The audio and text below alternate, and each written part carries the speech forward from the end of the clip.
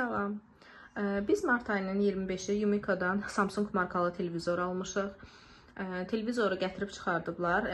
Gətirən əməkdaşlar televizoru taxdılar. Sadəcə ekran qara, tünd rəngdə olduğuna görə biz ekrandakı bu defekti görə bilmədik. Televizoru quraşdırandan sonra gördük.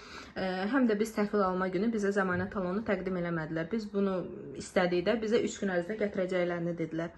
Biz televizorda qüsur olduğunu dedik. Bizə Bakı kompaniya servisindən əlaqə saxlamamızı istədilər. Onlar da bizdən zəmanət talonu tələb elədilər. Yəni zəmanət talonu olmadığı halda xidmət ödənişli olacaqdı.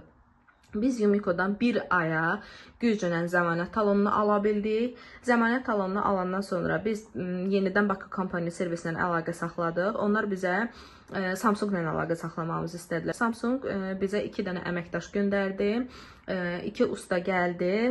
Yumiko'da, Bakı kompaniyada bizə bildirdiyi halda ki, ustalar gələcək, sizə akt yazacaqlar. Bu akt yəni sayəsində ya biz sizin televizorunuzu dəyişəcəyik, ya da qaytaracağıq.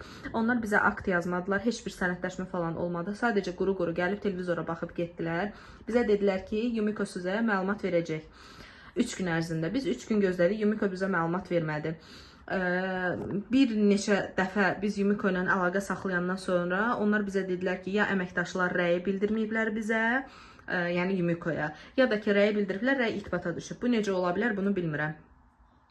Onların bu rəyi tapmağı, bu proses də artıq 2 ay çəkdi. Onlarda heç bir rəy falan yox idi. Onlar bizə heç bir cavab demədilər. Hal-hazırda bu televizorun alındığından 2 ay keçdiyinə görə, 2 ay tamam olduğuna görə onlar bizdən ödəniş tələb edirlər. Ustanıq gəlib baxmağı üçündə və bizdə televizorun təmiri üçündə müəyyən bir ödəniş tələb edirlər. Amma biz bunu belə qəbul elədiyimiz halda ki, gəlsin usta baxsın, diaqnostikadan keçirsin ikinci dəfə. Nə usta göndərmirlər, nə bir şey eləmirlər. Biz 102 polis xidmətinə də müraciət eləmişik, gedib ərizə yazmışıq. Yenə heç bir xəbər yoxdur. Biz təzə bildiyimiz, təzə aldığımız televizorda bu cür qüsur çıxır və nə yetkili şirkət, nə satıcı şirkət, nə servis şirkəti heç cürə bizə köməklik göstərmir. Əlacı bunda gördük ki, biz bu problemi ictimailəşdirək. Bəlkə problemimizə bizim baxan oldu, həll eləyən oldu. Öncədən təşəkkür edirəm, çox sağ olun.